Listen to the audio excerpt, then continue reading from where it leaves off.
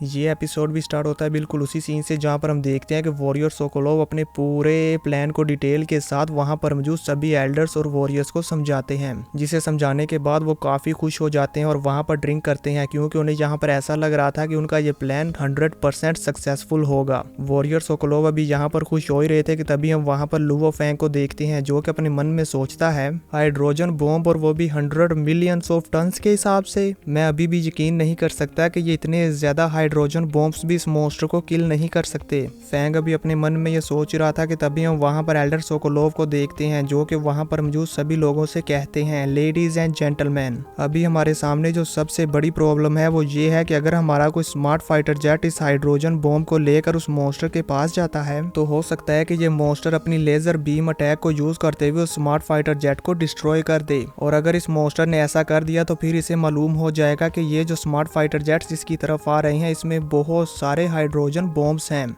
Elder Sokolov अभी यहाँ पर बता ही रहे थे कि तभी हम देखते हैं वहाँ पर मौजूद सभी एल्डर्स में से एक एल्डर कहते हैं कि अगर इस टेरिस कैब बहमूत ने हमारे फाइटर जेट्स को उसके पास आते हुए देख लिया और उन पर अटैक करके उन्हें डिस्ट्रॉय कर दिया तो फिर मुझे नहीं लगता कि हमारा ये अटैक उस मॉन्स्टर के ऊपर किसी भी काम का होगा। और मुझे ये भी डर है कि इसके बाद हमारे सभी स्टार ट्रैवलर लेवल फाइटर्स में से कोई भी फाइटर उसे किल नहीं कर पाएगा। यहाँ पर हम देखते हैं कि उस एल्डर की ये बात सुनकर वॉरियर सोकोलोव काफी निराश हो जाते हैं और उनके साथ साथ वहाँ पर मौजूद अमेरिका के प्रेसिडेंट और बाकी सभी कंट्रीज के प्रेसिडेंट भी ये सुनकर काफी निराश हो जाते हैं क्योंकि वो सभी यहाँ पर समझ गए थे कि ये स्टेरिस का बहमूद काफी ज्यादा समझदार है और अगर हमने इसके साथ कुछ भी गलत करने का सोचा तो ये मॉन्स्टर बिना कुछ भी सोचे समझे हमें वहीं पर जान से मार डालेगा। अब वॉरियर सोकोलोव कहते हैं अगर हम हमारे इस प्लान पर काम करके इस मॉन्स्टर को मारना चाहते हैं तो इसके लिए हमारे पास सिर्फ एक ही चांस है और उसके लिए हमें हमारे इन हाइड्रोजन बॉम्ब्स को इस मॉन्स्टर के जितना ज्यादा हो सके क्लोज रेंज में लेकर जाना होगा।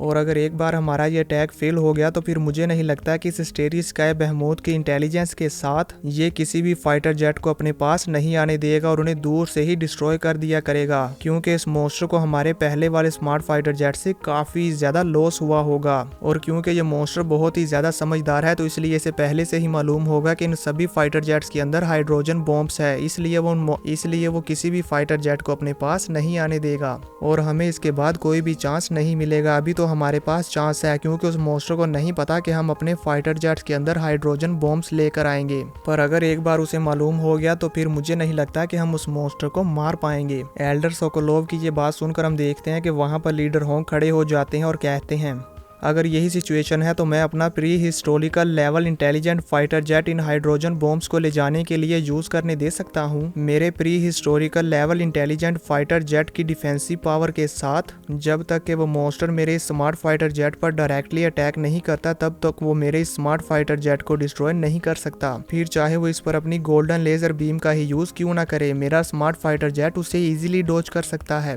और इसी के साथ साथ मेरे स्मार्ट फाइटर जेट की स्पीड भी काफी ज्यादा फास्ट है, इसलिए ये बहुत ही आसानी से उस मॉन्स्टर के करीब जा सकता है। और जब एक बार मेरा ये फाइटर जेट हाइड्रोजन बॉम्ब्स को अपने साथ लेकर उस मॉन्स्टर के करीब चला जाएगा तो फिर मैं इसके एआई सिस्टम को सेल्फ डिस्ट्रक्ट का ऑर्डर दूंगा जिसकी वजह से ये अपने साथ ले गए हुए हाइड्रोजन बॉम्ब्स को भी वहां पर डिस्ट्रॉय कर देगा, जिससे उस मॉन्स्टर के ऊपर बहुत ही ज्यादा जोरदार अटैक होगा। यहाँ पर हम देखते हैं कि लीडर होंग जब अपने इस प्लान के बारे में बता रहे थे तो वहां पर स्क्रीन पर हमें ये सारी डिटेल दिखाई जा रही थी और वो स्मार्ट फाइटर जेट भी दिखाया जा रहा था कि कैसे कैसे वो स्मार्ट फाइटर जेट उस मॉन्स्टर के करीब जाएगा और वहां पर जाकर खुद को ब्लास्ट करेगा, जिसकी वजह से मुझे तो लगता है कि वो मॉन्स्टर 100% मारा ही जाएगा। लीडर होंग का ये प्लान सुनकर हम देखते हैं कि एल्डर सोकोलोव काफी ज्यादा खुश हो जाते हैं और कहते हैं थैंक यू हाल मास्टर, आपका pre historical level smart fighter jet हमें देने के लिए। और फिर वो कहते हैं कि ये हमारी अर्थ का सबसे स्ट्रॉन्गेस्ट फाइटर जेट है जो कि किसी भी एम्परर लेवल के बीस्ट पर डायरेक्टली अटैक कर सकता है।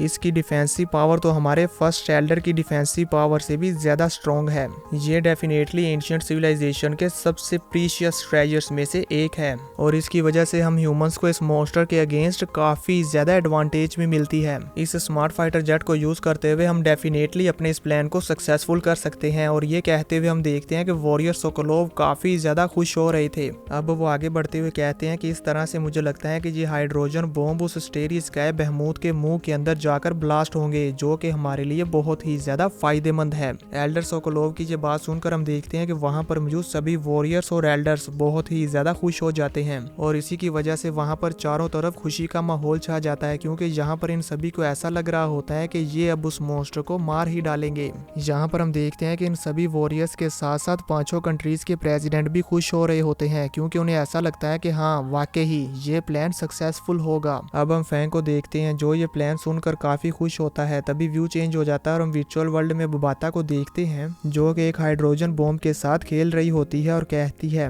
मिलियंस ऑफ टन्स के बराबर हाइड्रोजन बॉम्ब उस स्टेरी स्काई बहमूद के मुंह में एक्सप्लोड करना चाहते हो? तुम्हें क्या लगता है कि इस तरह से उस गोल्डन हॉर्न बहमूद को मारना आसान है? लेकिन अगर ये इतनी आसानी से मर जाए तो फिर ये गोल्डन हॉर्न बहमूद नहीं। बबाता की ये बात सुनकर हम देखते हैं कि फैंग यहाँ पर बहुत ही ज्यादा शौक हो जाता है, क्योंकि फैंग को यहाँ पर बबाता की इस बात से समझ आ गई थी कि वो क्या कहना चाहती है। बबाता यहाँ पर फैंग को ये कहना चाहती थी कि तुम चाहे जितने मर्जी हाइड्रोजन बॉम्ब उस मॉन्स्टर पर फेंक दो या फिर उसके पास जाकर डिस्ट्रॉय कर दो, इससे उस मॉन्स्टर को कुछ भी फर्क नहीं पड़ेगा। अब जैसे ही फैंग को यहाँ पर बबाता की सारी बात समझ आ जाती है तो फैंग फौरन वहां पर खड़ा हो जाता है और कहता है, एवरीवन, मेरे पास कुछ इन्फॉर्मेशन है इस स्टेरी स्काई बहमूद के हवाले से। फैंग की ये बात सुनकर हम देखते हैं कि लीडर होंग और 5 कंट्रीज के प्रेसिडेंट फैंग को इजाजत दे देते हैं उसकी इन्फॉर्मेशन बताने के लिए। अब फैंग वहां पर अपने पास मौजूद इन्फॉर्मेशन का होलोग्राम बनाकर वहां पर शो करता है और साथ ही साथ बताता है, मुझे मिलने वाली इन्फॉर्मेशन के अकॉर्डिंग इस स्टेरी स्काई बहमूद का रियल नाम है गोल्डन हॉर्न बहमूद, और जैसे ही ये अपने निगलने की एबिलिटी को एक्टिवेट करता है तो इसके आसपास की वो सारी जगह जहां तक इस मॉन्स्टर के निगलने की एबिलिटी की लिमिट है वहां पर मौजूद सारी जगह इस दुनिया से अलग हो जाती है।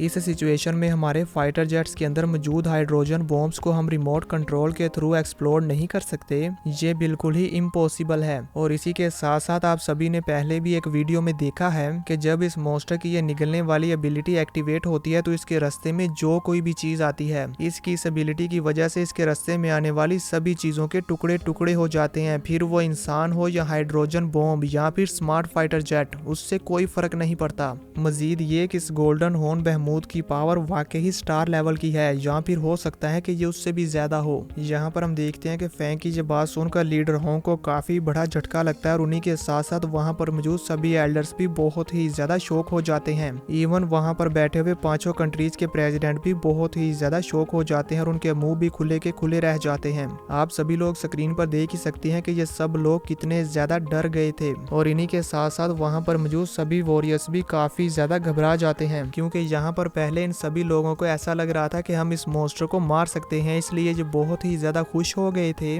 लेकिन अब फैंग की ये बात सुनकर ये सभी लोग बहुत ही ज्यादा डर गए हैं, क्योंकि इन्हें भी मालूम हो गया है कि ये गोल्डन हॉर्न बहमूद बहुत ही ज्यादा पावरफुल है और हम इसे इन मामूली से हाइड्रोजन बॉम्ब्स को यूज करते हुए नहीं मार सकते। यहाँ पर ये सभी लोग अभी शौक हो ही रहे थे कि तभी लुओ फैंग कहता है, मेरे पास सिर्फ एक गुड न्यूज है। फैंग की ये बात सुनकर हम देखते हैं कि वहाँ पर मौजूद सभी एल्डर्स का फैंग की तरफ ध्यान हो जाता है कि वो गुड न्यूज क्या है। वो सभी लोग भी ये जानना चाहते थे कि वो गुड न्यूज क्या है। पर इसी के साथ ये एपिसोड खत्म हो जाता है। तो दोस्तों देखेंगे नेक्स्ट एपिसोड में कि वो गुड न्यूज क्या थी।